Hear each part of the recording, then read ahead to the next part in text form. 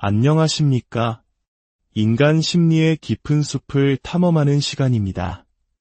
혹시 누군가의 말에 완전히 매료되어 마치 다른 세상에 있는 것처럼 현실 감각을 잃어본 경험이 있으신가요? 혹은 어떤 관계 속에서 나 자신을 잃어버리고 상대방이 원하는 대로 생각하고 행동하게 된 적은 없으신지요? 이는 단순히 설득력이 강한 사람을 만났기 때문만은 아닐 수 있습니다. 오늘 우리는 심리학의 가장 미스터리한 영역 중 하나인 최면, 그리고 이것이 나르시시스트와의 관계에서 어떻게 작동하는지에 대한 충격적인 연결고리를 파헤쳐보고자 합니다.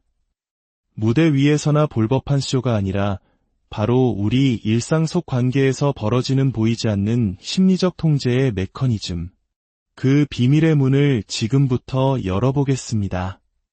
먼저 우리가 가진 최면에 대한 오해부터 바로잡아야 합니다. 최면은 마법이나 초능력이 아닙니다. 흔히들 최면술사가 피험자를 완전히 지배하는 것이라 생각하지만 사실 최면 상태, 즉 트랜스 상태는 근본적으로 선택의 문제입니다. 당신이 최면에 걸리기로 선택하기 때문에 가능한 것이죠. 그렇기 때문에 스스로에게 최면을 거는 자기 최면도 존재하며 심지어는 의식이 완전히 깨어있는 상태에서 이루어지는 각성 최면이라는 개념도 있습니다. 최면의 핵심 요소는 바로 공감과 암시입니다. 최면 상태에 들어간다는 것은 최면술사의 생각과 말, 심지어는 표정이나 몸짓 같은 비언어적 신호에 깊이 공감하고 공명하는 상태가 되는 것을 의미합니다. 마치 스펀지가 물을 빨아들이듯 상대방의 제안을 비판 없이 수용하는 피함 시성이 극도로 높아지는 마음 상태가 되는 것이죠. 여기서 중요한 역할극이 시작됩니다. 당신에게는 최면에 걸린 피험자라는 역할이, 상대방에게는 당신 마음의 지배자라는 역할이 주어집니다. 이것은 일종의 합의된 환상, 즉 공유된 환상의 시작입니다. 최면술사는 마치 당신의 마음에 자신의 아바타를 심어넣는 것과 같습니다. 그는 만트라처럼 특정 단어나 문장을 계속해서 반복하며 당신의 뇌를 길들입니다. 이 과정을 심리학에서는 인입 또는 동조화라고 부릅니다. 마치 락밴드의 연주자들이 함께 연주할 때 서로의 뇌파가 동기화되는 것처럼 반복적인 언어적 자극은 당신과 그의 뇌파를 동기화시킵니다. 그리고 이 동기화된 틈을 통해 그는 당신의 마음에 하나의 암시를 심어넣습니다.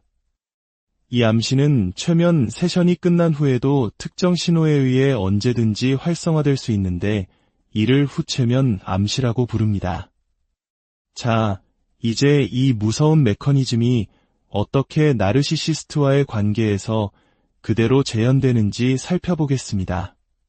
당신이 나르시시스트의 공유된 환상 속으로 들어가기로 동의하는 순간 당신은 사실상 최면 상태에 빠져들기로 선택한 것과 같습니다. 스스로를 속여서는 안 됩니다. 우리는 그저 순진한 피해자가 아닙니다. 우리는 그 환상이 나의 어떤 심리적 필요를 채워주기 때문에 그 안으로 들어가기로 결정한 공모자입니다. 공유된 환상에 들어간 당신이 가장 먼저 하는 일은 현실 검증 능력을 나르시시스트에게 외주주는 것입니다. 이제부터 무엇이 현실이고 무엇이 아닌지는 당신이 결정해줘 라고 말하는 것과 같습니다. 나르시시스트가 환상이 현실이라고 말하면 그것은 현실이 됩니다.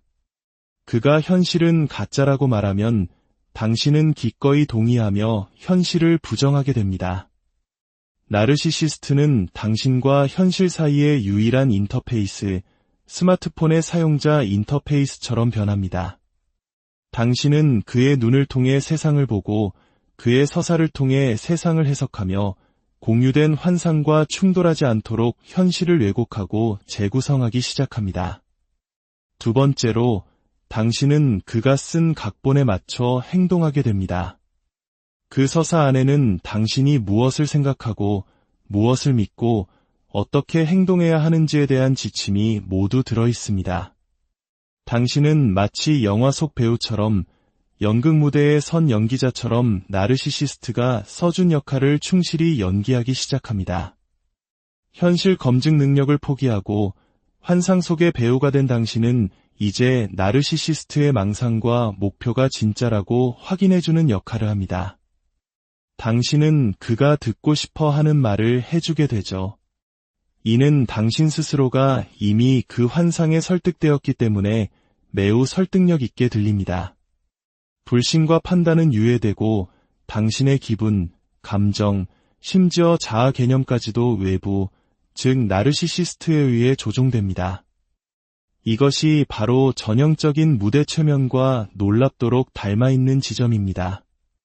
나르시시스트는 당신에게 말합니다. 당신은 이런 사람이야. 당신은 이렇게 행동해야 해. 이 과정에서 당신은 내면과 외부의 경계가 무너지는 극심한 혼란을 겪습니다. 원래는 내면에서 나와야 할 현실 판단, 행동 결정과 같은 기능들이 모두 외부, 즉 나르시시스트의 영역이 되어버립니다. 당신은 꿈꾸는 상태처럼 로봇같이 자동적으로 역할을 수행하게 됩니다. 이 허구의 이야기는 점차 현실보다 더 현실적인 것이 되어버리고 당신은 그 안에 완전히 잠겨버립니다. 당신은 유아기로 퇴행하여 나르시시스트와 공생관계에 빠져들고 마치 부모와 같은 안정적인 대상과 하나가 된 듯한 착각에 휩싸입니다. 이 모든 것은 마치 짙은 안개 속을 걷는 것처럼 희미한 상태에서 일어납니다. 지금 겪는 일이 악몽인지 꿈인지 아니면 현실인지조차 구분할 수 없게 되죠. 점차 당신은 극단적인 의존 상태로 빠져듭니다.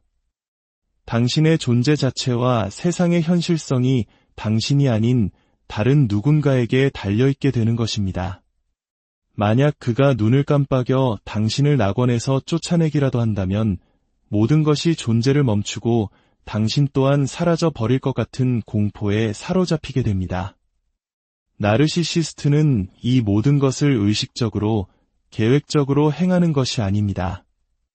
이것은 그들의 타고난 생존 전략입니다.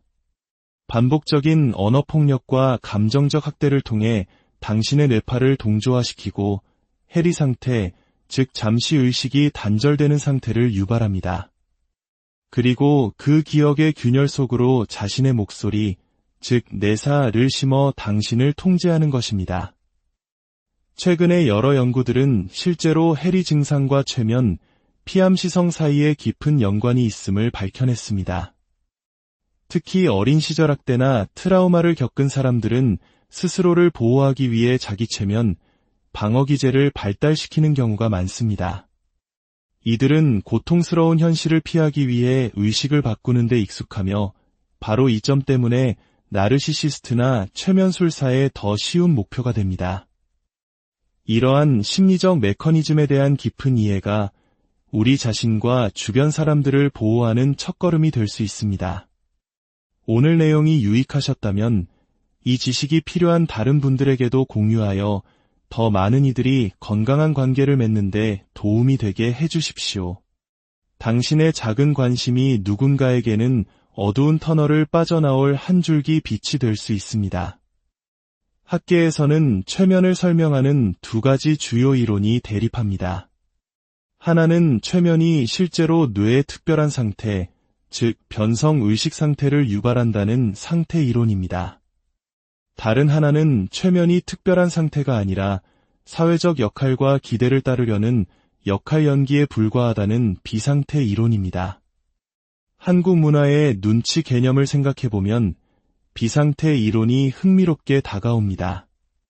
우리는 종종 특별한 의식 상태가 아니더라도 주변의 기대와 압력에 부응하기 위해 특정 행동을 하곤 합니다.